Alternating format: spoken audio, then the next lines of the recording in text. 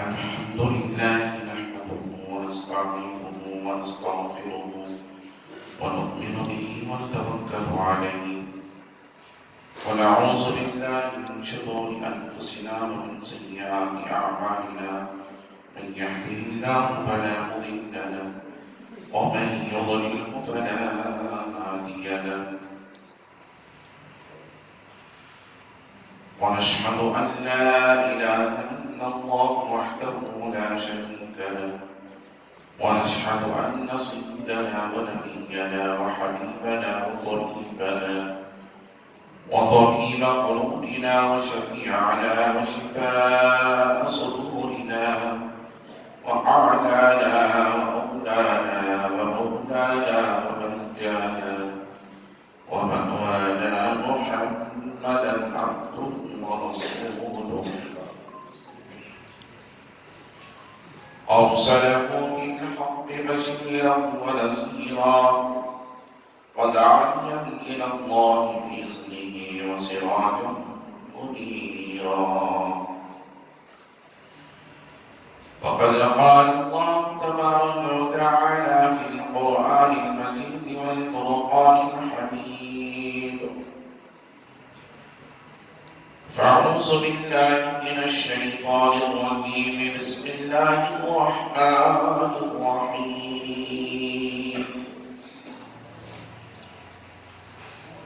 إنما يريد الله ليذهب عنكم الرجس أهل البيت ويطهركم تطهيرا صدق الله رسوله النبي الأمين المدين الكريم ونحن على ذلك لمن الشاهدين والشاكرين والحمد لله رب العالمين ونعلم ربنا إصبع محمدا أيده بأيده أيدنا بأحمد أرسله مبشرا أرسله ممجدا صلوا عليه دائما صلوا عليه سرمدا اللهم صل وسلم صلاة كاملة وسلم صلاة دائمة فرش والے تیری شوقت کا عروج کیا جانے فرش والے تیری شوقت کا عروج کیا جانے خسروا عرش پہ اڑتا ہے فرلا تیرا بے اجازت جن کے گھر جبریل بھی آتے نہیں بے اجازت جن کے گھر جبریل بھی آتے نہیں قدر والے جانتے ہیں قدر شاہ اہل بیت قدر والے جانتے ہیں قدر شاہ اہل بیت عہدانائے سبل ختم رسول مولائے کل جسری غبار راہ و بخشی فروغ والی سینہ جو نہ تھے خود راہ پر اوروں کے حادی بن گئے کیا نظر تو اس نے مردوں کو مسیحا کر دیا عزیزان محترم معزز سامعین کرام نوجوان ساتھیوں عزیز بچوں السلام علیکم ورحمۃ اللہ وبرکاتہ خطبے کے بعد میں نے قرآن مقدس کی اس آیت مبارکہ کی تلاوت کا شرف حاصل کیا اسے اپنا موضوع سبق بنانے سے قبل آئین اور آپ کے در سب سے پہلے تبت خدرہ کے وکیل سلام الصالحین انیس العارفین رحمت للعالمین مکے کے سردار مدنی کے تاجدار دائی حنیفہ کے پیارے بے سہاروں کے سہارے نبی محترم رسول مکرم نور مجسم آفتاب رسالت ماہتاب نبوت کونین کی زینت ہم خسار امت صاحب جود و عطا ہم غریبوں کے آقا و مولا حضور سید عالم احمد مصطفیٰ جناب محمد رسول اللہ صلی اللہ تعالی علیہ وسلم کی مقدس ذات بابرکات کی بارگاہ میں عقیدتاً محبتاً حدیتاً تحفہ درود شریف پیش فرمائیں پڑھیں اللہم صلی علی سیدنا محمد وعلی سیدنا محمد وبارک وسلم صلاۃ و سلام علیک یا رسول اللہ۔ نبی اور آل نبی کی بارگاہ میں ایک مرتبہ محبت انداز میں صلی اللہ علیہ وآلہ صلی اللہ علیہ وسلم۔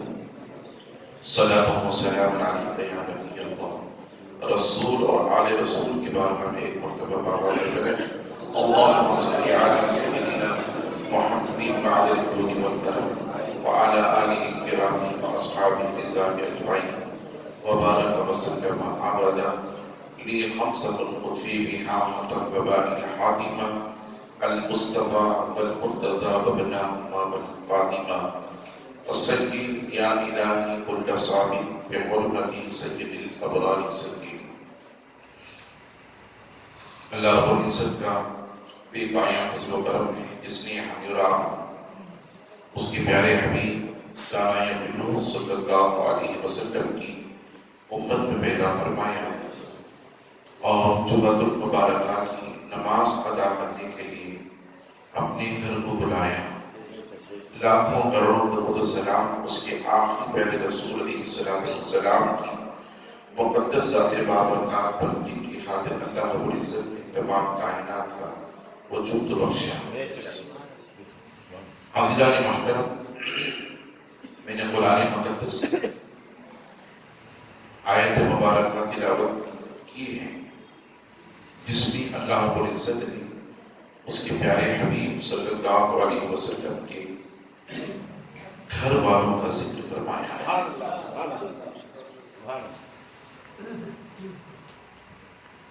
عزیزان محترم،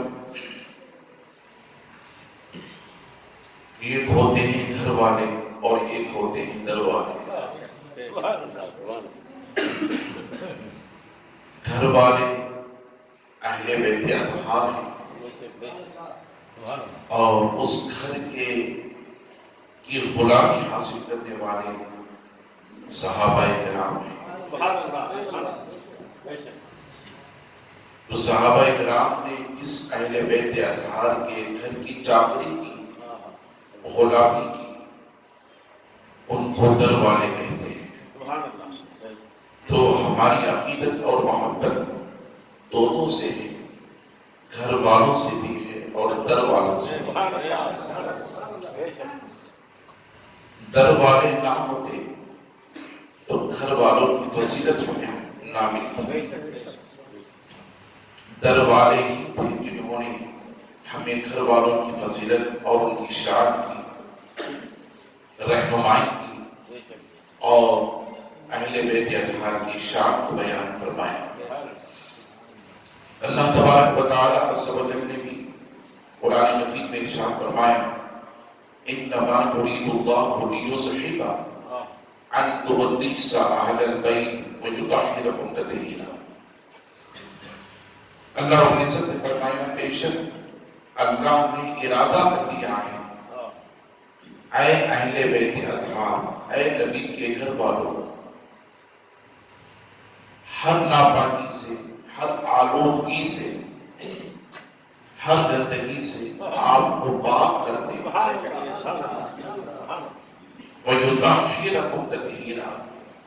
اے نبی کے گھر والوں، اللہ نے تمہیں پاک اور مطہر فرما دیا ہے۔ بڑی توجہ سے سنیں، اللہ رب العزت نے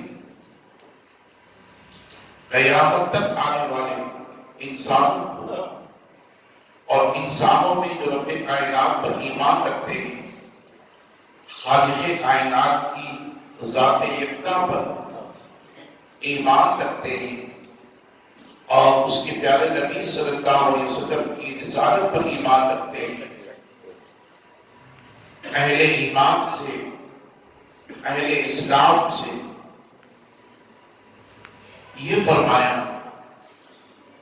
اے لوگوں، قیامت تک آنے والی میرے نبی کی آل اور اہل بیت اطہار جن کو میں نے پاک کر دیا ہے اور گناہوں سے، ہر ناپاکی سے، ہر گندگی سے، ہر آلودگی سے، جس رب نے انہیں پاک پاک کر دیا ہے، وہ کبھی گندگی نہیں کر سکتے، وہ کبھی آلودگی کی طرف نہیں جا سکتے، اور وہ کبھی گناہوں کے ارتکاب کی طرف نہیں جاتے۔ اشارہ ہے ان لوگوں کے لیے جو لوگ دین کو تباہ اور برباد کرنے کے ارادے سے نکل کر دمشق کی سرزمین سے عراق کی سرزمین پر پہنچے تھے، اور اہل بیت اطہار کو مٹا کر سمجھتے تھے کہ ہم کامیاب ہو گئے، مگر میرے رب نے فرمایا کہ اے لوگوں، اگر تم یہ سمجھتے ہو کہ تم نکل کر میرے نبی کی اہل بیت کو ختم کر کے اور تم کامیابی حاصل کرنا چاہتے ہو،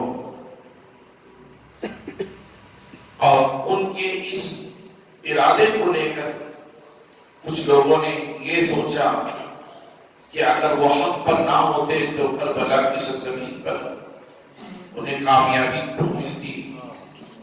ان کے لیے آیت مبارکہ دلالت کرتی ہیں، سچائی، حق و صداقت کی طرف باطل کی پہچان کراتی ہے کہ اے لوگوں، اگر یہی صداقت ہے، یہی سچائی ہے، کربلا کی سرزمین پر حسین شہید ہو گئے، علی اکبر شہید ہو گئے، علی اصغر شہید ہو گئے،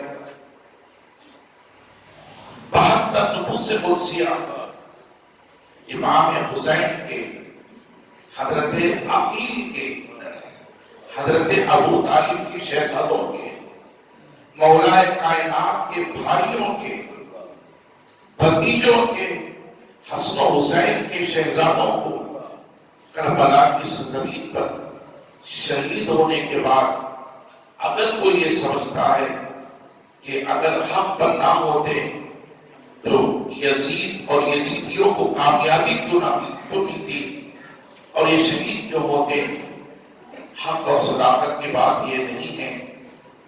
صرف علامہ اقبال کے اس شعر سے اپنے ذہن کو بنانے کی کوشش کریں، اور علامہ اقبال کے اس شعر سے اپنے عقیدے کو بنانے کی کوشش کریں، جنہوں نے یہ فرمایا کربلا کے معرکے کے بعد قتل حسین اصل میں برگ یزید ہیں، قتل حسین اصل میں برگ یزید ہیں، اسلام زندہ ہوتا ہے کربلا کے بعد۔ اور فرمایا کلمہ توحید ہے تیری شہادت اے حسین، تو نہ ہوتا تو نہ رہ جاتی صداقت اے حسین، تیری قربانی نے زندہ کر دیا اسلام کو، وہ رہے گا طاقت تیری بدولت اے حسین۔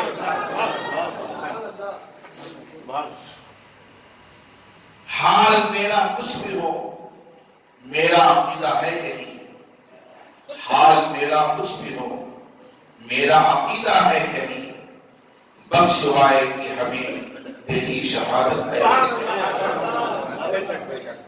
بخشوائے گی ہمیں تیری شہادت ہے حسین۔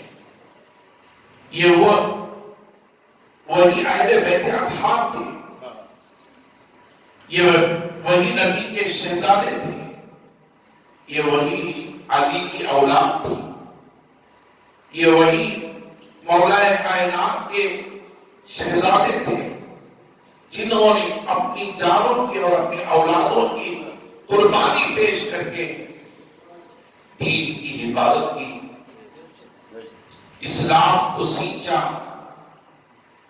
دین کی بہبودی میں، دین کی کامیابی کے لیے، دین کی ترقی کے لیے، اسلام کے تحفظ کے لیے اپنی جانوں کو قربان کر کے دین و اسلام کی حفاظت فرمائی۔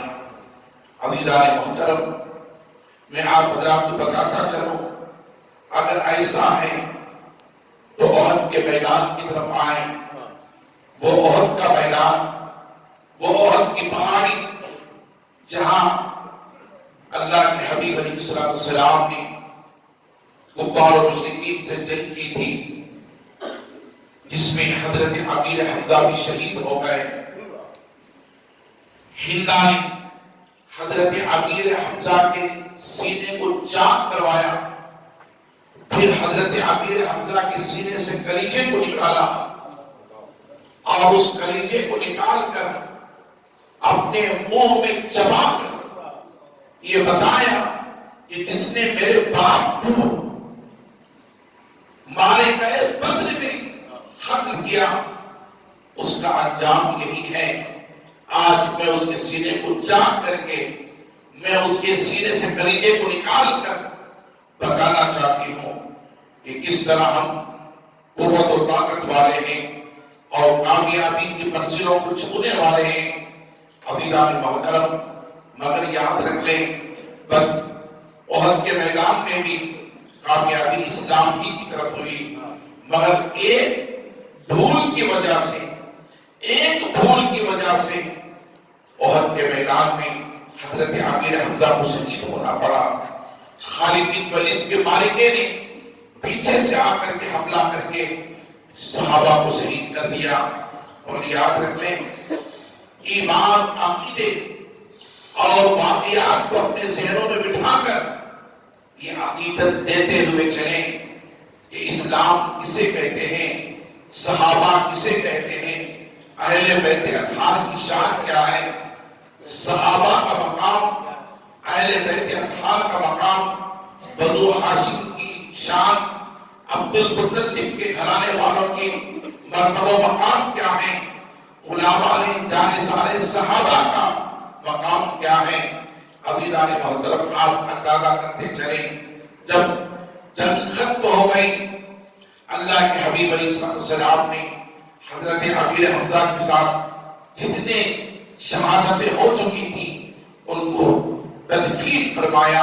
تدفین فرمانے کے بعد حضرت امیر حمزہ کے تعلق سے فرمایا، اے صحابہ، میرے چچا امیر حمزہ کو یہاں نہ دفناؤ، بلکہ میں انہیں جنت البقیع میں میرے قریب دیکھنا چاہتا ہوں، نزدیک دیکھنا چاہتا ہوں۔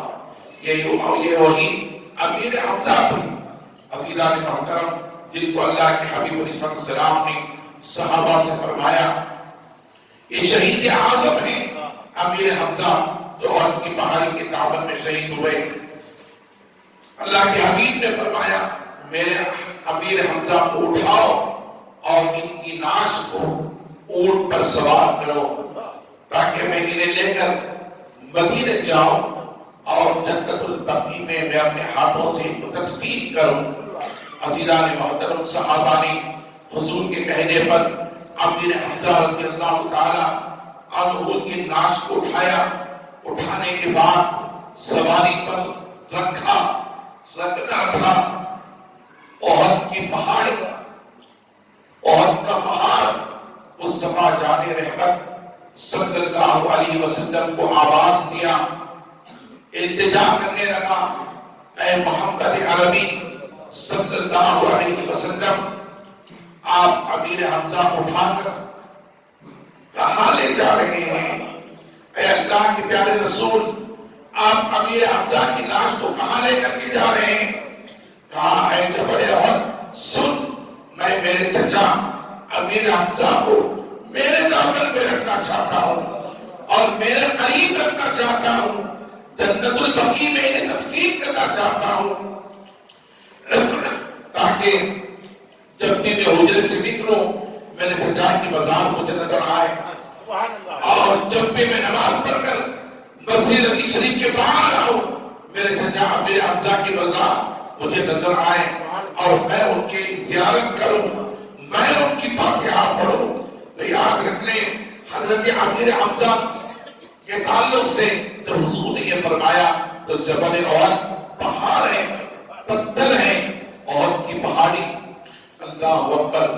اس نے عرض کیا، رسول اللہ صلی اللہ علیہ وسلم، آپ اگر امیر حمزہ کو اٹھا کر لے کر جائیں گے تو اور جنت البقیع میں تدفین کر دیں گے، آپ تو ان کی زیارت کرتے رہیں گے، آپ تو ان کا دیدار کرتے رہیں گے، مگر یا رسول اللہ میں چاہتا ہوں کہ آپ امیر حمزہ کو میرے دامن میں تدفین فرما دیں، میرے دامن میں انہیں دفنا دیں، تاکہ ان کے ذریعے سے میں آپ کی زیارت کر پاؤں۔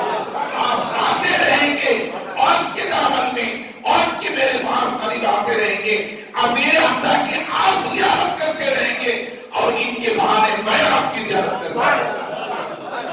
اللہ، آپ اندازہ کریں، ایک پتھر ہو کر، ایک پہاڑ ہو کر حضور سے عشق رکھتا ہے، حضور سے محبت رکھتا ہے۔ عزیزان محترم، یہی وہ شہداء ہیں، یہی وہ بنو ہاشم کے گھرانے والے ہیں، یہی وہ عبد المطلب کے گھرانے والے ہیں، یہی وہ مولا کائنات مولا علی شیر خدا قدم اللہ تعالی وجہ کریم کے چچا ہیں، جن کے تعلق سے جو شہید ہو گئے۔ میرے رب نے قرآن نے فرمایا وَلَا تَقُولُوا لِمَن يُقْتَلُ فِي سَبِيلِ اللَّهِ أَمْوَاتٌ بَلْ أَحْيَاءٌ وَلَٰكِن لَّا تَشْعُرُونَ۔ وہ لوگ جو اللہ کی راہ میں شہید ہو جاتے ہیں، مارے جاتے ہیں، تم انہیں مردہ نہ کہو، بل احیاء، بلکہ وہ زندہ ہیں، وَلَٰكِن لَّا تَشْعُرُونَ، اور تم ان کی زندگی کو سمجھ نہیں سکتے۔ شہیدوں کی زندگی ہم نہیں سمجھ سکتے۔ میرے رب نے جب فرما دیا تو ہم شہیدوں کے مقام کو جب نہیں جان سکتے اور ان کی عظمت و رفعتوں کو ہم پہچان نہیں سکتے تو بتائیں حضور کے مقام کو ہم کیسے پہچان سکتے ہیں؟ عزیزان محترم، اب رب نے کیا فرمایا؟ وہ لوگ جو اللہ کی راہ میں شہید ہو جاتے ہیں انہیں مردہ نہ کہو، بلکہ وہ زندہ ہیں۔ عزیزان محترم، جو لوگ نکل پڑے تھے اہل بیت اطہار کو ختم کرنے کے لیے، عزیزان محترم، اب ان کا حال کیا ہے؟ میرے رب کے قول کے مطابق جو کہتے ہیں وہ مردہ ہیں، جو شہید ہوئے وہ زندہ ہیں۔ جو کہتے ہیں وہ ہمیشہ ہمیشہ مردہ رہیں گے، اور جن کے تعلق سے میرے رب نے فرمایا کہ میں نے ان کو زندگی دی ہے، میں نے ان کی حیات کی گواہی دی ہے، وہ زندہ ہیں۔ رب نے فرما دیا شہید زندہ ہے تو کوئی ٹال نہیں سکتا۔ عزیزان محترم، اب یہاں تو میرے رب نے یہ فرمایا کہ میرے شہیدوں کی زندگی کو تم سمجھ نہیں سکتے، بلکہ وہ زندہ ہیں، بلکہ وہ زندہ ہیں۔ میں آپ حضرات کو بتاتا چلوں، آگے پھر ایک آیت مبارکہ ہے، یہاں اللہ نے فرمایا کہ میرے شہیدوں کو مردہ نہ کہو، منع فرمایا۔ رب نے روکا کہ میرے شہیدوں کو مردہ نہ کہو، احیاء، وہ زندہ ہیں، وَلَٰكِن لَّا تَشْعُرُونَ، تم ان کی زندگی کو سمجھ نہیں سکتے۔ اب اللہ فرماتا ہے، یہاں منع فرمایا کہ مردہ نہ کہو، آگے دوسری آیت میں میرا فرماتا ہے وَلَا تَحْسَبَنَّ الَّذِينَ قُتِلُوا فِي سَبِيلِ اللَّهِ أَمْوَاتًا، وہ لوگ جو اللہ کی راہ میں شہید ہو جاتے ہیں، مارے جاتے ہیں، انہیں مردہ گمان بھی نہ کرو۔ پہلے کیا فرمایا؟ مردہ مت کہو، زبان سے نہ کہنا، زبان سے نہ کہنا کہ وہ مردہ ہے، زبان سے نہ کہنا کہ وہ مردہ ہے۔ اب اللہ نے فرمایا کہ وہ مردہ نہیں ہے، زندہ ہے، اور تم ان کو مردہ نہ کہو۔ اب بتاؤ، اگر کوئی مردہ رہے گا، مردہ کہے گا تو کیا وہ مسلمان رہے گا؟ مجھے بولیں، کیا وہ مسلمان رہے گا؟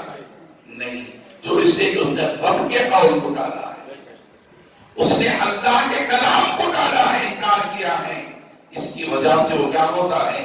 کافر ہو جاتا ہے، مسلمان نہیں رہتا۔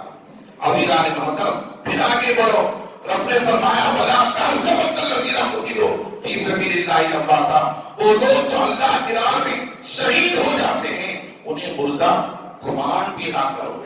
پہلے تو کہا زبان سے نہ کہو، پھر کہا دل اور دماغ سے بھی نہ سوچو، دل اور دماغ سے بھی نہ سوچو۔ اللہ، میرے رب کے قول کو سنی، اس طرح شہیدوں کی شہادت کو اور ان کی عظمتوں کو بیان فرما رہا ہے۔ وَلَا تَحْسَبَنَّ الَّذِينَ قُتِلُوا فِي سَبِيلِ اللَّهِ أَمْوَاتًا، وہ لوگ جو اللہ کی راہ میں شہید ہو جاتے ہیں انہیں مردہ گمان بھی نہ کرو، بل احیاء، بلکہ وہ زندہ ہیں، عند ربہم یرزقون، اور اللہ اللہ ان کی زندگی کے لیے رزق پہنچاتا ہے. اللہ فرماتا ہے میں انہیں رزق پہنچاتا ہوں, میں انہیں رزق پہنچاتا ہوں. درود شریف پڑھیں. اللہم صلی علی سیدنا شفیعنا حبیبنا نبینا قریبنا مولانا محمد علیہ وسلم صلی اللہ علیہ صلاۃ و سلام علیکہ یا رسول اللہ صلی اللہ علیہ وسلم. عزیزان محترم, میں آپ حضرات کو عرض یہ کر رہا تھا, اہل بیت اطہار وہ گھرانہ ہے جن کی پاکی کا بیان, طہارت کا بیان خود رب نے فرمایا, اور رب نے اپنے ذمہ لیا کہ یہ پاک ہیں, میں نے ان کو پاک کیا ہے. عزیزان محترم, اب ان کی شان کا عالم کیا ہوگا. تبھی تو جبرائیل جب نبی کے گھر کو جاتے, بے اجازت جن کے گھر جبریل بھی جاتے نہیں, بے اجازت جن کے گھر جبریل بھی جاتے نہیں. قدر والے جانتے ہیں قدر شان اہل بیت, قدر والے جانتے ہیں قدر شان اہل بیت. یہی وہ گھرانہ ہے. میں نے گزشتہ جمعہ مولا کائنات مولا علی شیر خدا قدر اللہ تعالی وجہ کریم کی پیدائش کا ذکر کیا تھا کہ کس طرح حضرت مولا کائنات کی پیدائش ہوئی. عزیزان محترم, ابھی آپ پیدا نہیں ہوئے تھے, پیدا ہونے کا وقت قریب تھا. حضرت ابو طالب یمن گئے تجارت کے سلسلے سے. جب یمن پہنچے اپنا تجارتی ساز و سامان لے کر, یمن میں آپ نے تجارتی ساز و سامان فروخت کیا. فروخت کرنے کے بعد سوچا کہ یہاں پر کوئی اللہ کا نیک بندہ ہوگا, اللہ کا کوئی نیک بندہ ہوگا تو میں اس سے ملاقات کروں. حضرت ابو طالب جو حضرت علی کے والد ہیں, باپ ہیں, آپ نے جو ہے لوگوں سے پوچھا کوئی خدا کا نیک بندہ ہے, تو کہا ہاں, ایک گرجا گھر میں ایک ایسا شخص ہے جس کی عمر 300 سال گزر چکی ہے. عزیزان محترم, حضرت ابو طالب اس سے ملنے کے لیے پہنچے اور گرجا گھر پہنچے, اور پہنچنے کے بعد وہ آسمانی کتابوں کا عالم تھا, آسمانی کتابوں کا عالم تھا. ابھی اللہ کے رسول صلی اللہ علیہ وسلم اپنے اعلان نبوت کا اعلان نہیں فرمائے تھے.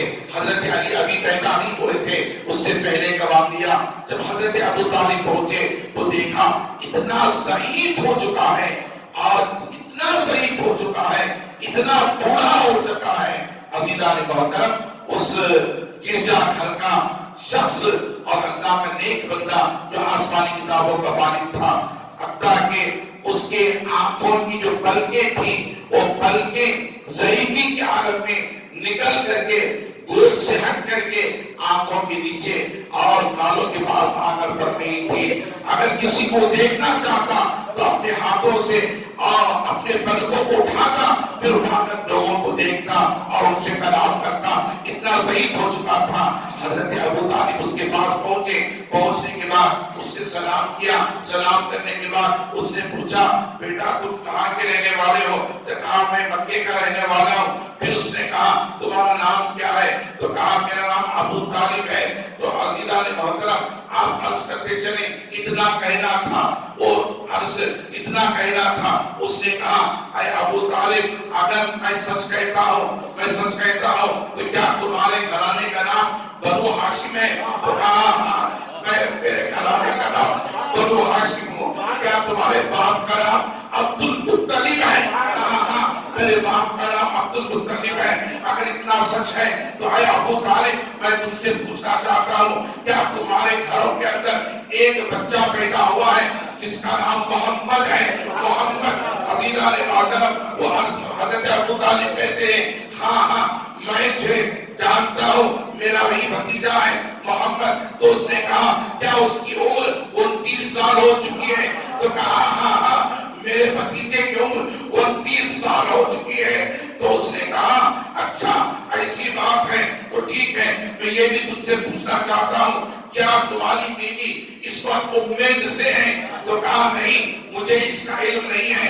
تو کہا ایسا ہو نہیں سکتا جس رسول کی عمر 29 سال ہو جائے اور اس کے بھائی کی پیدائش کا وقت قریب نہ ہو. اور اے ابو طالب میں یقین سے کہہ سکتا ہوں کہ تمہاری بیوی امید سے ہے, اور جو بچہ تمہیں پیدا ہونے والا ہے وہ کوئی معمولی بچہ نہیں ہے بلکہ وہ دین کا کردار ہوگا.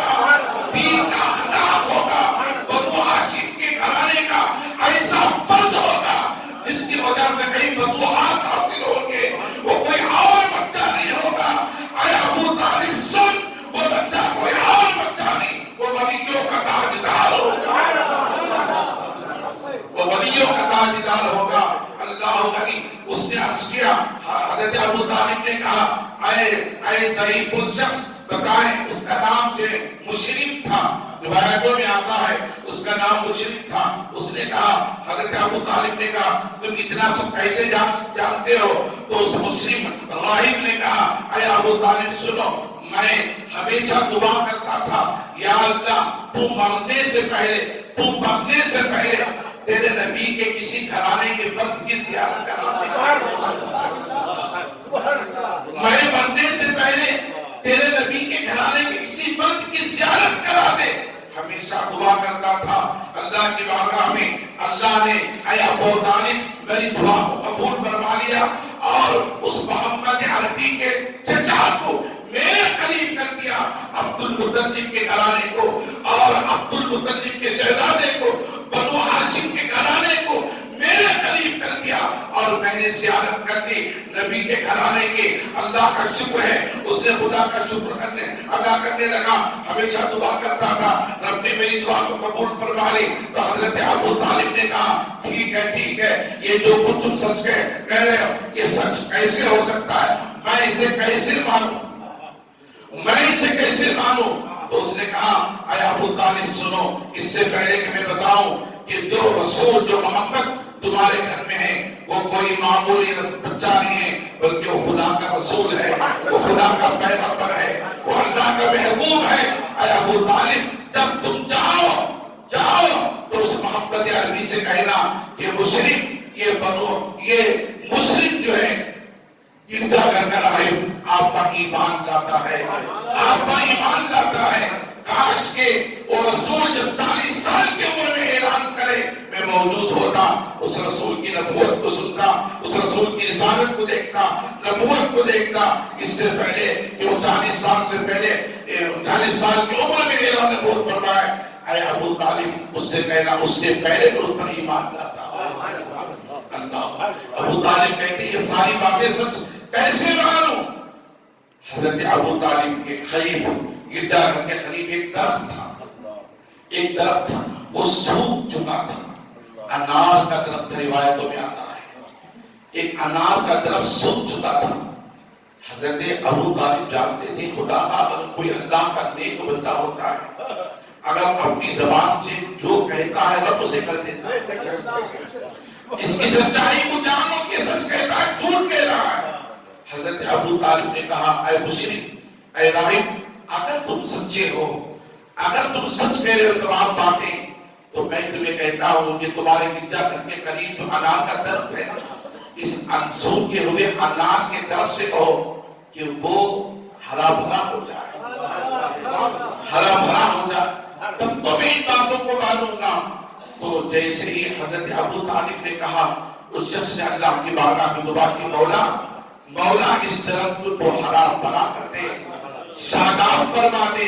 اتنا کہنا تھا کہ وہ درخت سوکھا ہوا درخت ہریا ہو گیا، اس کے اندر پتے لگ گئے اور اس کے اندر پھل لگ گئے.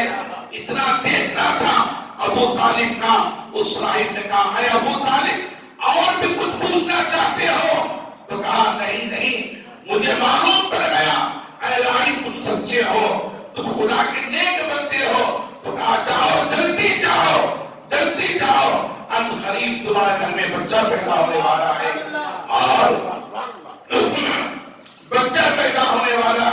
اور جلدی جا کر اس رسول اعظم سے میرا سلام عرض کرنا اور میرے تعلق سے کہنا کہ بوڑھا ضعیف الشخص مسلم کے آپ پر ایمان لاتا ہے. حضرت ابو طالب فوراً نکلے. فرماتے ہیں میں نکلا دوڑتے ہوئے مکے کو آیا. مجھے تو پتا نہیں تھا کہ میرے گھر میں بچہ تولد ہونے والا ہے، میری زوجہ امی سے ہے. جیسے میرے گھر کو پہنچا میں نے گھر میں قدم رکھا تو میری بیوی فاطمہ بنت اسد نے کہا اے شوہر نامدار اے ابو طالب مبارک ہو، میں امید سے ہوں آپ کو لڑکا پیدا ہونے والا. اللہ.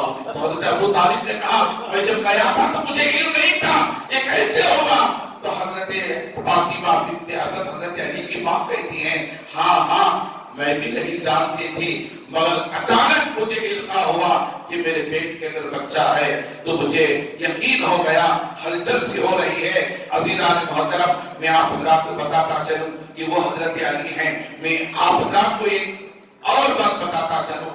جب بھی حضور حضرت فاطمہ بنت اسد کے پاس جاتے ہیں، چچی کے پاس جاتے تو چچی کھڑی ہو جاتی ہے، چچی کھڑی ہو جاتی ہے۔ حضرت عبداللہ چھوٹے ہیں، حضرت ابو طالب بڑے ہیں۔ آپ اندازہ کریں، چچی کے لیے بھتیجا کھڑا ہوتا ہے، بھتیجے کے لیے چچی نہیں کھڑی ہوتی۔ اسلام کا تصور یہی ہے، بزرگوں نے ہمیں یہی بتایا کہ جب بھی تمہارے پاس کوئی بڑا شخص آ جائے، تمہارا باپ تمہارے پاس آ جائے، تمہارا چچا تمہارے پاس آ جائے، تمہاری چچی تمہارے پاس آئے، تمہاری ماں تمہارے پاس آئے، کوئی عالم دین تمہارے پاس آ جائے تو اس کے احترام کے لیے کھڑے ہو جاؤ، تعظیم کے لیے کھڑے ہو جاؤ۔ یہی عقیدہ ہمارے بزرگوں نے ہمیں دیا، یہی طرز عمل اسلام کا ہے۔ مگر یہاں بات ہی کچھ الٹی تھی، جیسے حضور جاتے، حضور کی چچیا حضرت فاطمہ بنت اسد کھڑی ہو جاتی، اللہ علی یہ بار بار حضرت ابو طالب دیکھتے تھے۔ حضرت ابو طالب نے کہا، اے فاطمہ بنت اسد، وہ تو بچہ ہے، تم بچے کے لیے کیوں کھڑی ہو جاتی ہو؟ میں بار بار تمہیں دیکھ رہا ہوں کہ تم کیوں کھڑی ہو جاتی ہو؟ کہا، اے شوہر نامدار، میں کھڑی نہیں ہوتی، میں کیا کروں؟ میرے اندر سے آواز آتی ہے، اٹھو اٹھو اٹھو، کھڑے ہو جاؤ۔ اللہ علی میرے اندر سے آواز آتی ہے، اگر میں اٹھتی نہیں ہوں تو بچہ پیٹ میں سے دبا کر اٹھاتا ہے، وہ بچہ پیٹ میں دبا کر اٹھاتا ہے تو مجھے کھڑے ہونا پڑ جاتا ہے۔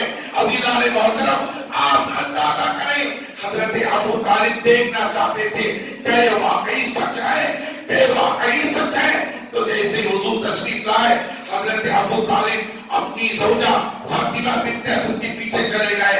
جانے کے بعد ان کے دونوں کندھوں پر اپنے ہاتھوں پر کر کھڑے ہو گئے، دبانا شروع کیا، اور یہ کھڑے نہ ہونے پائے۔ دیکھنا چاہتے تھے ماجرا کیا ہے، ماجرا کیا ہے۔ عزیزان محترم، ابو طالب دونوں کندھوں کو دبا کر کھڑے ہو گئے۔ حضور تشریف لائے، آنا تھا، حضرت فاطمہ بنت اسد اٹھنا شروع ہو گئی۔ آپ اندازہ کریں، ایک عورت کی طاقت زیادہ ہوتی ہے یا مرد کی طاقت زیادہ ہوتی ہے؟ ایک تو عورت کے پیٹ میں جب بچہ ہوتا ہے تو عورت کمزور ہوتی ہے، نقاہت کے عالم میں ہوتی ہے، کمزوری کے عالم میں ہوتی ہے۔ عزیزان محترم، میں بتاتا چلوں، ایک تو کمزوری کا عالم ہے، دوسرا عورت ہے، اور پیچھے ابو طالب ان کے شوہر حضرت علی کے باپ ان کے کندھوں پر کھڑے کر وزن دے کر کے کھڑے ہو گئے۔ اتنا وزن آپ نے ڈالا جتنا وزن ڈال دے گئے، فاطمہ کھڑی ہو گئی، فاطمہ بنت اسد کھڑی ہوتی گئی، اللہ علی کھڑی ہو گئی۔ مجھے بتاؤ، میں آپ سے پوچھنا چاہتا ہوں، وہ علی جو ابھی دنیا میں آئے نہیں، وہ داماد رسول جو ابھی دنیا میں آئے نہیں، وہ ولیوں کے پاسدار جو ابھی دنیا میں آئے نہیں، وہ علی المرتضی جو ابھی دنیا میں آئے نہیں، وہ حیدر کرار جو ابھی دنیا میں تشریف لائے نہیں، لیکن آئے ماں کے پیٹ میں ہیں حیدر کرار۔ میں آپ سے پوچھنا چاہتا ہوں، میں آپ سے سوال کرنا چاہتا ہوں، ایک عقیدت والی بات، ایک محبت والی بات، ایک تعظیم والی بات مصطفیٰ جان رحمت کے آپ کے دلوں میں اور ذہنوں میں اتارنا چاہتا ہوں۔ خدا کی قسم، اگر کسی کو سمجھ میں آ جائے، ذہن میں اتر جائے، دلوں میں پیوست ہو جائے، ایمان تازہ ہو جائے گا، ایمان تازہ ہو جائے گا۔ کاش کہ اللہ تعالیٰ جتنے یہاں بیٹھے ہیں، اللہ ساروں کے ذہنوں میں اس بات کو اتار دے اور دلوں میں پیوست فرما دے، سب کے ایمان کی حفاظت ہو جائے۔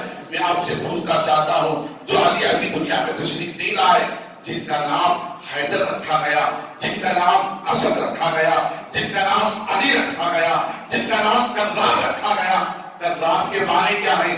پلٹ پلٹ کر وار کرنے والا۔ حیدر کے معنی کیا ہے؟ شیر کے۔ اسد کے معنی کیا ہے؟ شیر کے۔ علی کے معنی کیا ہے؟ علی کے اندر 3 حروف ہیں، ایک عین ہے، دوسرا لام ہے، تیسرا یا ہے۔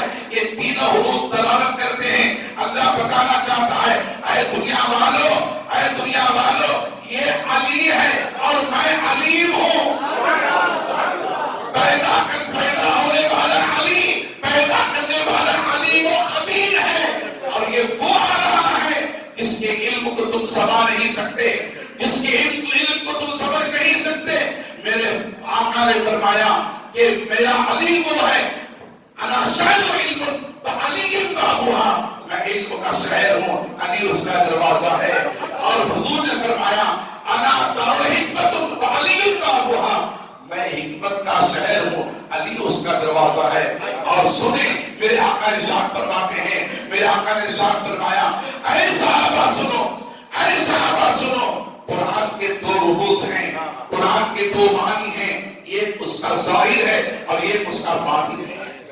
ایک اس کا ظاہر ہے، ایک اس کا باطن ہے.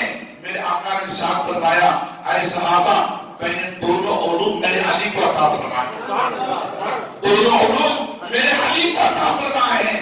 آنے والا علی اپنی دنیا سے پیدا نہیں ہوا، اللہ غنی، اتنی محبت والا، اتنی تعظیم والا، اتنے قدر والا، نبی سے محبت رکھنے والا، نبی کی تعظیم کرنے والا، نبی کا ادب بجانے والا، نبی کی توقیر بجانے والا وہ علی. فرماتے ہیں اے دنیا والوں سنو، قرآن کے 30 پارے ہیں اور 114 جز ہے، 114 جو ہے سورتیں ہیں. ان میں سے سورۃ الفاتحہ کی میں تفسیر لکھنا شروع کروں.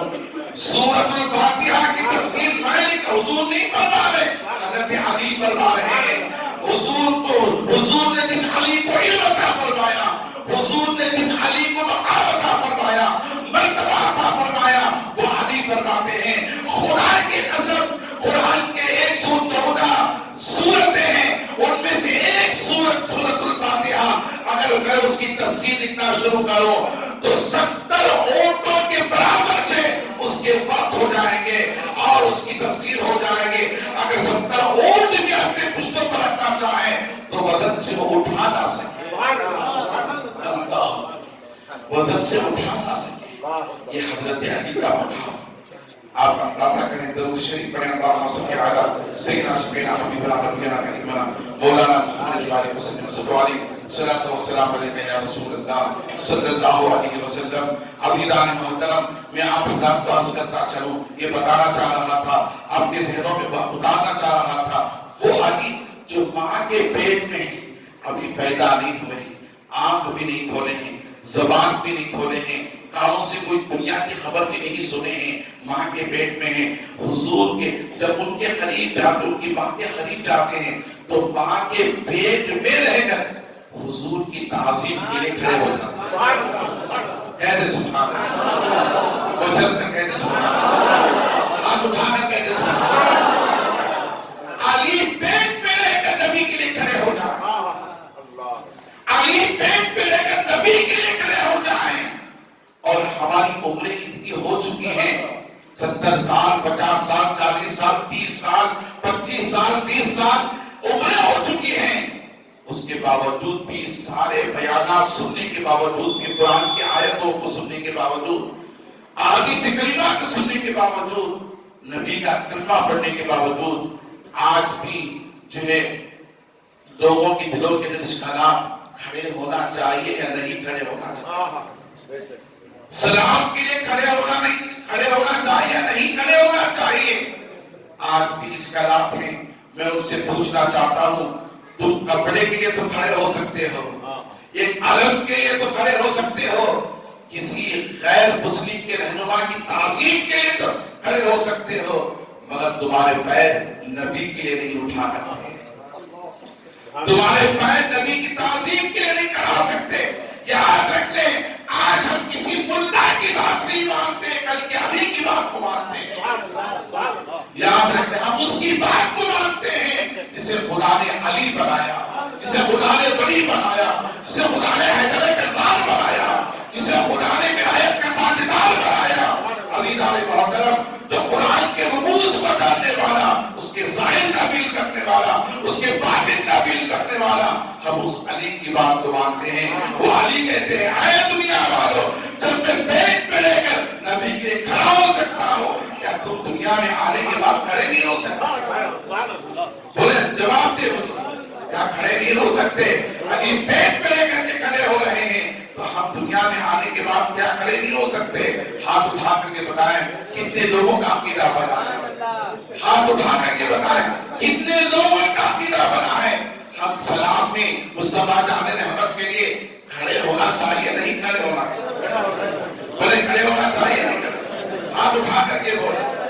عزیزان محترم، یہ وہ سلام ہے، یہ وہ سلام ہے اللہ غنی جس سلام کے تعلق سے امام شاہ محمد اعلیٰ حضرت فاضل بریلوی نے کہا مصطفیٰ جان رحمت پہ لاکھوں سلام، شمع بزم ہدایت پہ لاکھوں سلام، مصطفیٰ جان رحمت پہ لاکھوں سلام، شمع بزم ہدایت پہ لاکھوں سلام۔ جب لوگوں نے سوچا کہا کہ حضور پر لاکھوں سلام بھیج رہے ہیں تو کہا تم لاکھوں کی بات کرتے ہو، آؤ میں تمہیں اور بتانا چاہتا ہوں کعبے کے بدر تجا تم پہ کرو،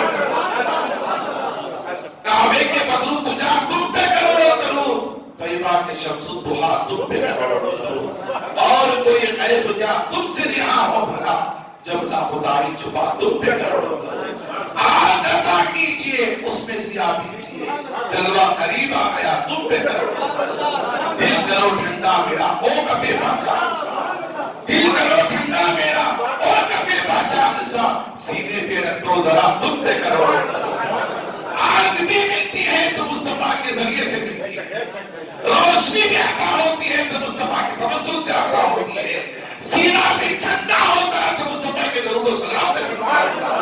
نعرہ تکبیر، نعرہ رسالت، نعرہ حیدری۔